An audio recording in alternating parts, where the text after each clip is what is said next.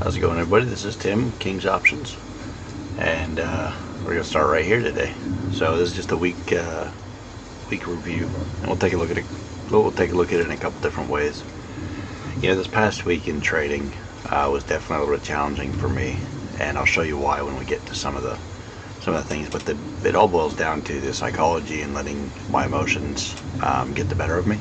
For some of it, had some bad days, had some good days, but the fight on most days was really where I felt it. It wasn't about the performance, good, bad, or indifferent. It was about how I was feeling about the trades I was in, what I was letting affect me in the trades I was going into, and how that also affected me coming out of the trades that I either took profit in or took losses in, and what that meant on the back end. So we may take a look at some of that, but keep in mind one of the hardest things in this game is knowing yourself and not letting your emotions run away with you, especially when you're in the middle of trades.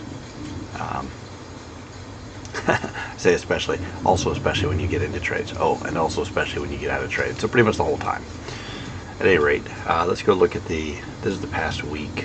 Now we know last week we had some negative sectors. This week, everything popped up.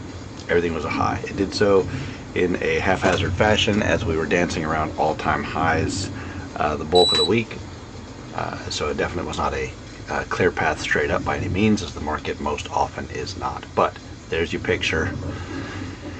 And just for fun, you can see year to date. Let's zoom all the way out. We are in July, coming up on the end of it actually.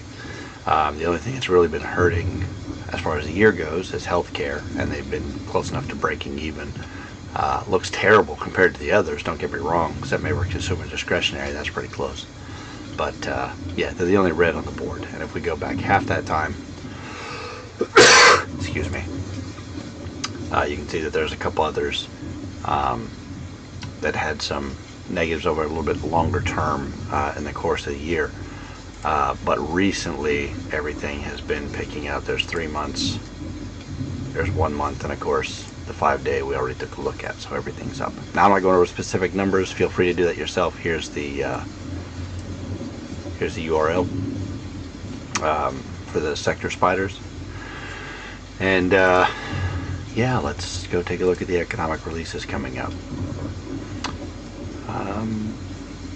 So this is for the coming up week, so this is more of a instead of review, obviously it's a hey, let's take a look and see what's going to be affecting us this coming week. It's an interesting week. So Monday, nothing on the 28th, and I only have it on the market movers, and this is only for the US. Okay, I don't care about the rest of the stuff. I mean, don't get me wrong, I take a listen, and I want to make sure that I'm not in any particular kind of trade when some news event is being released. But when I'm looking at the real market movers, hence market mover, for the upcoming week, I want to see the big impacts. On Tuesday, international trade in goods. Now this is going to be, when we're talking about international trade, especially with all the tariff news and the trade deals that are going on right now, this is having a much larger impact than we might normally see. It's always important, but just keep that in mind, that the news cycle and the international trade cycle, administrations in office, it's like all these things can have effect on different metrics at different times. Consumer confidence, and you can see the consensus on these. They're actually expecting the international trading goods to be worse than the previous. Consumer confidence, they're expecting to be a little bit higher. And then on Wednesday, and this is the big day, you've got GDP in the morning, Treasury funding at GDP in the morning, petroleum report pretty regular, and then the FOMC announcement with the press conference afterwards in the afternoon. It's going to be a very interesting day. I mean, people are really getting up in arms over the interest rates, and I understand why, but I can see arguments for both sides. One of the things that people tend to confuse is what inflation actually is versus what it is that they see. Because most of us, what we see is effects. They are the effects of inflation. They're not inflation itself. Now, we do see inflation, but we don't recognize it as a whole. We don't recognize it when it's happening. So, inflation is the increase in money supply. So when they turn on the money printer and it go burr, that's inflation. Now, we don't see right away a negative effect. What we do see, because that's an almost instant thing, is that before prices and the markets have a chance to adjust to all the extra supply of money in the system, we see it being spent, and therefore that actually looks like a good thing. The problem is that's the inflation. What we deal with later that most people consider inflation are actually effects of inflation. Okay? So the policy will be put in place to try and stave off the effects of inflation, and this is on both sides of the aisle, administration-wise. Okay, this is whether Democrats or Republicans are in power. It doesn't matter. Both sides are merely putting in policy to try and curb the effects, and that's never going to solve the problem. The only way to solve the problem is turn off the money printer. Turn it off. Quite frankly, in my opinion, get rid of the Fed. They're the ones with the money printer. Don't have them unplug it. Shut them down. And then we go back to having something real, solid, be the money supply, or at least the underlying value under the money supply. We still use paper. I mean, we used to be on a gold standard. People didn't, at a certain point, people didn't, pass around gold. At a certain point they did, but at a certain point they didn't. They still use paper, but we're still on the gold standard, so we can have representative notes that equate to the value, but gold is a limited, a finite resource. Therefore, you can't have inflation as much. Therefore, prices have to reevaluate constantly, keeping things in line and letting the market do what it does best, which is balance itself when left alone. But I digress. At any rate, we do have an announcement, and that will affect what we do. It's like, because regardless of what should be happening, this is still where we are and still what we're dealing with. On Thursday, we get the jobless claims, personal income, and then on Friday, we have the employment situation and ISM manufacturing, as you can see. Let's go back to Wednesday real quick. I just want to see, did I get a... Okay, so they're expecting nothing to happen on this one. I don't think anybody expects anything to happen until September, honestly, the September meeting. And keeping in mind, the only reason we're having this meeting is because I forget which administration it was under. I want to say the Obama administration, but it might have been under the first Trump administration. I'd have to go back and look. But under one of those two, we stopped having quarterly meetings only for the Fed, and they went to double that, bi-quarterly, or twice every quarter, or a quarter mark and then mid-quarter, whatever you want to call it. There's 8 meetings that happen now. So this is the midpoint of this quarter. And the actual quarter mark in September is when I think, I tend to agree, we'll likely see cuts if they're going to happen. Or action if it's going to happen, I should say. I don't know what they're going to do, but I don't think they're going to raise them. At any rate, let's go ahead and take a look at some charts. So we're going to start with RTY. Not a lot changed. Basically, we went sideways. So here is Monday. And yeah, we popped up, sure, but in the broader perspective, we stayed right in this range. And just to show that, let's put a little rectangular box around the most common low points, most common high points. So we even ended just a little bit outside of it the last 3 days of the week, popped up, dropped back down, and then popped up to the top side again. So while we are on the higher side of this range and technically outside of it, I still see us as this is more moving sideways. This is not much of a trend unless you're only counting from here, which follows the angle of a much larger trend, but short term, I still think we're going to have to contend now with a double top up here over the course of the past 2 weeks. And then where are we headed? Zoom out again, a couple quarters ago, you see a nice flat top right here, which we already have marked, right? We can, however, I think take this and look for more short term, and I'm going to put it right at these bottoms here. We'll call that a wick out, a test of that liquidity. But if we drop below this level and actually start closing and staying closed below it, then we might be looking at a turn at that point.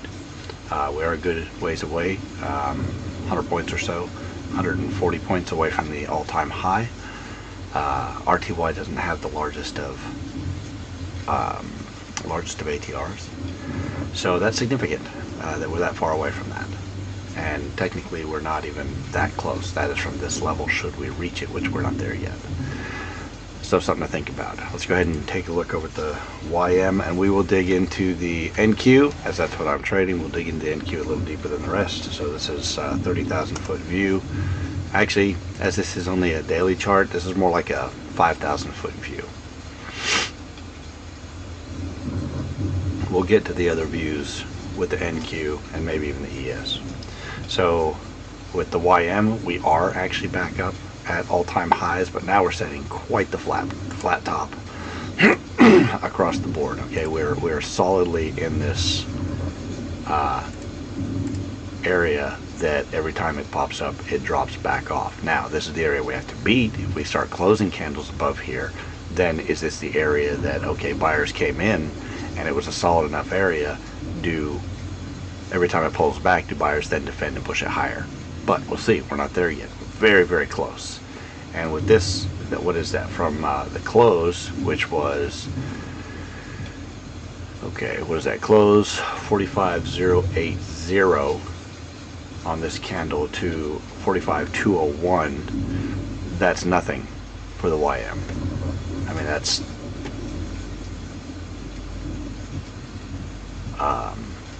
what's that again? It's 120 points. Yeah, that's nothing. Absolutely nothing for the YM to move 120 points. Let's take a small candle. You look at the range of this small candle. The high was 44,715 and the low was 44,71. This is a little bitty candle, right? And even that was still over 50 points.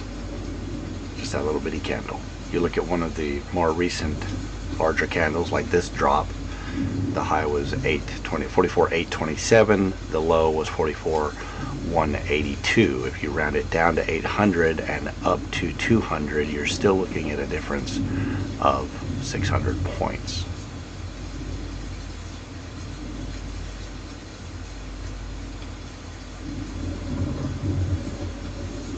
So the point, my point about points is that 120 points is not really that big of a deal, not that big of a move. So we could get up there, we could see that very easily if we're going to go up. If we're going to go down, I still like, you know, we've got this here. We don't really have a flat top bottom, but we have a nice V, which means all liquidity is down here and it's on this run up. So I would see that coming down. If we do touch liquidity, it has a possibility of getting down to around to this level here. What is that? 42,982. But really, there's no point in putting a price tag on it because we could come down as far as this goes. You saw buyers come in over here. Now they were all taken out over here. That's true, but it was showing an important level, and it mates up with this kind of flat top over here. So anywhere in this area, and where you saw this as an important level, this may be slightly lower, but you can see where it crosses over is still in the bottom half of here. So this price area is pretty important. Historically speaking, over the past couple quarters, something to consider should we start to drop lower and just take out the bulk of this larger move to the upside. It also means that should we drop below here on liquidity run, do these buyers step back in before this even becomes a problem, right? Most of these guys' stops that bought right in here, their stop's going to be down here. But these people, once they had confirmation above this double top level, these people, their stops are going to be right here. So do they start to come in and defend? once we hit this liquidity pool right here. And that's what I'm kind of looking at for the YM. All right, let's go into the ES. The ES, we can probably move this a little bit or add to it. I mean, you really see, that was last Friday, here's Monday. So you really start to see, excuse me by the way, still have this just lingering, stupid lingering cough. I don't have any congestion, I don't have a cold or anything, but for some reason this little tail end of a cough always seems to stick with me. Hate that. At any rate, so here's Monday. And if anything, this is the one that did just kind of go. I mean, move sideways for a couple days and then boop, let's go up. And we hit all-time high, closed near it. If the all-time high is 64.31, the close on that was 64.01. So yeah, we closed near the all-time high. Do we keep running? Do we keep running? That's the question. I don't know. If we do, the first place where this is going to run into an issue, we are going to move that, is going to be right around here. It could be these buyers, it could be these buyers. Okay, this line, let's move a little bit lower. Okay, more like with the wick. But I like this flat top here, showing that okay, this top was important to people to get rid of, and this was the capitulation candle right here that said nope. And the reason I call this a capitulation, not this one, is because here these guys, the sellers, tried to defend, they pushed it back down, but this is where the buyers really come in and said nope, you're not doing that, we're going up. And you immediately saw the rise after that. So that's kind of what I'm looking at there. In any case, if we were to drop down, this still becomes an area past here, which would be significant because that's what, 200 points lower for the ES. That is significant. So we'll go ahead and put the line back in this area. I'm going to say not even here. I'm going to say the liquidity pool is here, and then we run into the same issue we had. Now this flat top here is a little bit higher. Again, this was all taken out, so all these sellers, right, as we got up here, this was taking out all of these sellers. If they were smart, they took some profits down in here. Anyways, as we rose back up, this right here is where buyers really started to come back in. So we can see this is a liquidity pool down to this area where price is still important in this whole area. I mean, you can see we held up here on the way up, right? Maybe some of these people still defending that position, but eventually it shot up. So this area is important. We can see price drop down into here. If it's just a liquidity run to test, these people take out some stops here by larger money. We can definitely see this area being a liquidity run, and then possibly and go back up. Now this is a little bit, daily view, so this isn't going to happen overnight. But that's just how I see it. This is what I'm looking at. Let's zoom out on this one. Let's go out to a weekly level, see what this looks like on a weekly level. So on a weekly level, seems to hold, and here's why I say that seems to hold. You see this right here? And actually we're going to put it right here. Yeah. I'm probably going to have to adjust this. I got used to NinjaTrader 8. In some ways I like it much better, because once you tell you want to draw a triangle, then you get to go pick the starting point. This one is like, you start from that area. But here's the fair value gap on a weekly. So if we did drop down, where are we at? We're at this top, okay? And this would be a liquidity run into this level. So it definitely confirms what it is we just looked at on more the 5,000 foot view. We'll call this 10,000 foot view. And I suppose if I went out to monthly level, that'd be more of a 30,000 foot view. We're not going to do that. So there's the ES in a nutshell. I'm not trading the ES. I know a lot of people are. Those are some good numbers. My good friend Joe has some numbers with the Fibonacci's that have been hit as targets pretty well. However, those are not my numbers, so I can't share them. But if you do run Fibonacci's, apparently the structure is there for this continuation. The only thing I don't really like, and I never really like it, is the angle at which we are going. And this is almost straight up, folks. Just plain and simple, rhetorical question, answer it for yourselves. Do you honestly think that that's tenable? That is something that can just keep doing that? Now this is a weekly chart. Let's go back to the daily, see if that looks very similar. slightly more shallow, I suppose, just because you can see some of the sideways movement, but still, that is a pretty steep angle on that movement. Just something to think about. Is that tenable? All right. Of course, when you start looking at the angles of things, you get the same problem on the NQ. You get the same problem on the market. The valuations, again, you look at things, especially if we're hitting new all-time highs, the valuations, Buffett indicator being the total market capitalization to GDP as a ratio. We're still running over 200% at present, which, even if you took historical averages to 100%, when really they're sub 100, but let's just give it the high side. Let's give it a little leeway and say that it's at 100%. You're still over double the valuation in market capitalization than the GDP supports. Okay, that's not a good place to be.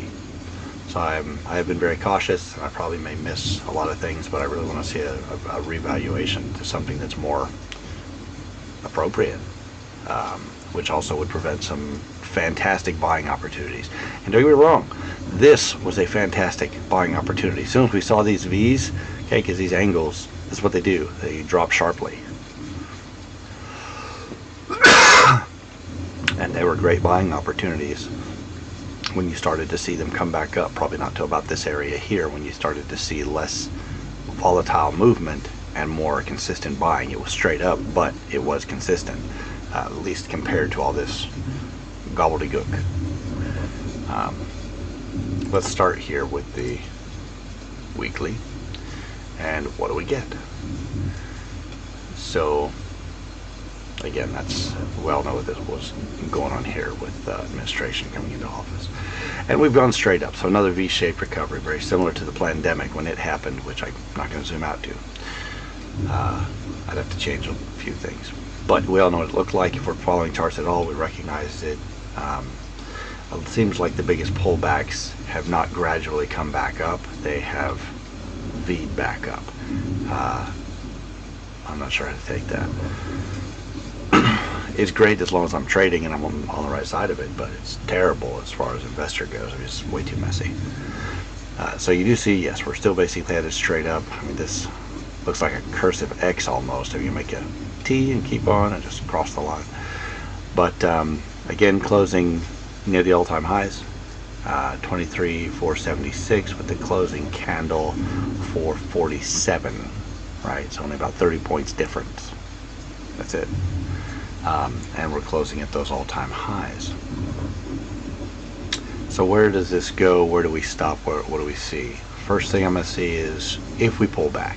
Now we're not near the third ATR. This is a weekly, but it says, you know, we could keep going. We definitely have ridden third ATR on the weekly time frame before in recent years, right? October.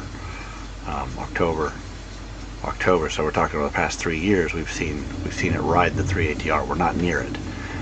We have much longer extensions in between. So this is around 1 to 2 in this area that you see this. That you see a lot of these sustained movements, and right now that's kind of where we're all right around in between 1 and 2. 1 would be about here, 2 would be about here, ballparkish. So we're right in between the two. So we're traveling in. This would be 0 to 1, 1 to 2, 2 to 3, as you break it apart. So we're between 1 and 2, which isn't an unhealthy place to be when looking at it from a Keltner channel perspective. But this is on a weekly. Let's go ahead and switch to, well, before we switch, I did want to go ahead and, again, we're going to mark the inefficiency here. Okay, so this is where we're at. You see the inefficiency falls right here. So basically the buyers came in here, they broke this top, they came up, they've tried pulling back, and then buyers come in and defend on the little bit of a pullback that we saw a couple weeks ago. Okay. So let's go back to daily, because that's where we're actually going to put our lines. You can see where this happens, what this is. This past week we had some defense come in right about here. So this was the pop-up, and then this was last Friday, and on Monday, so these ones were this week,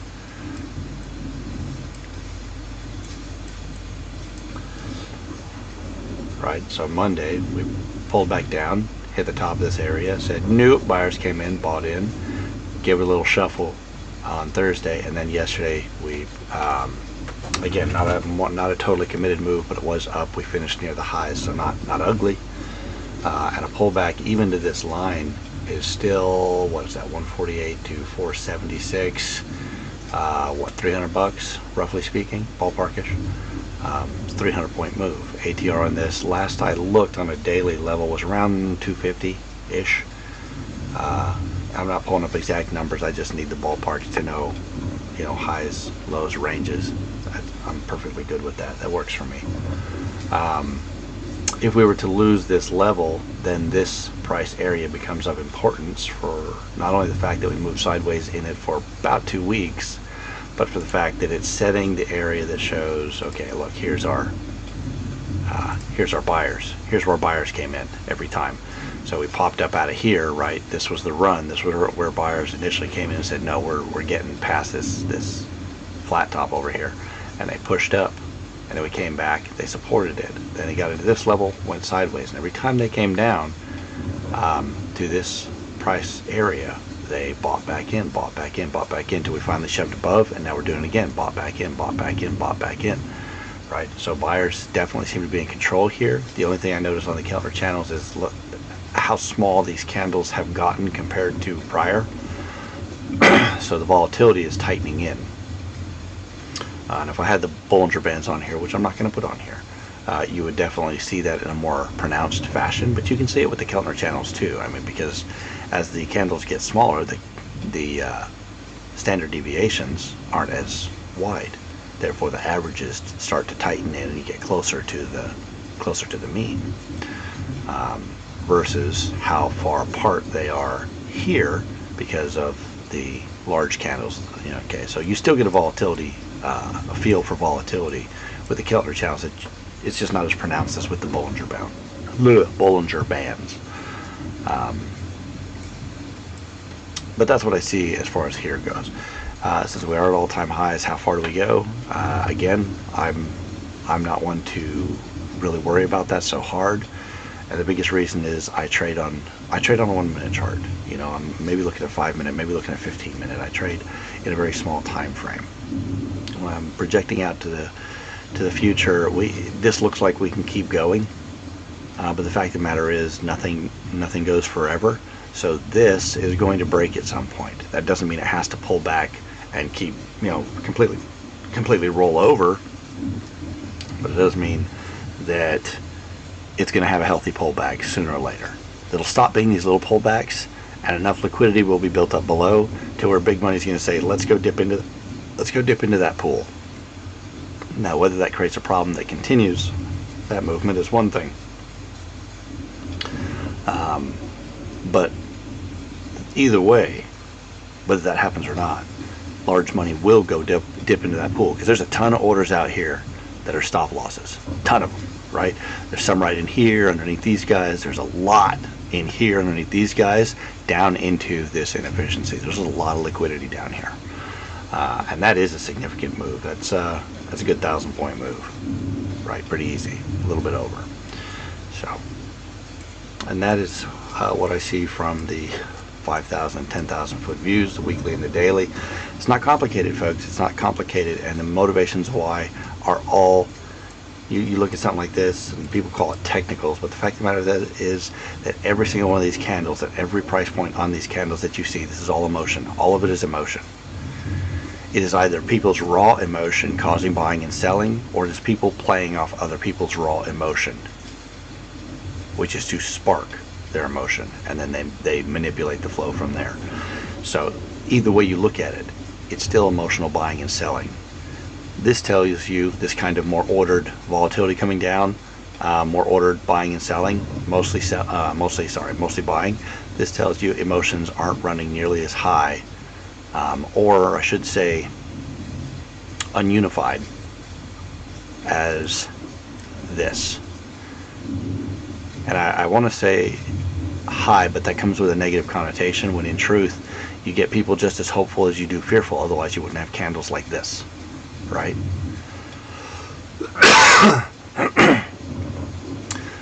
you know it's big money that starts coming back in, and you can check it on the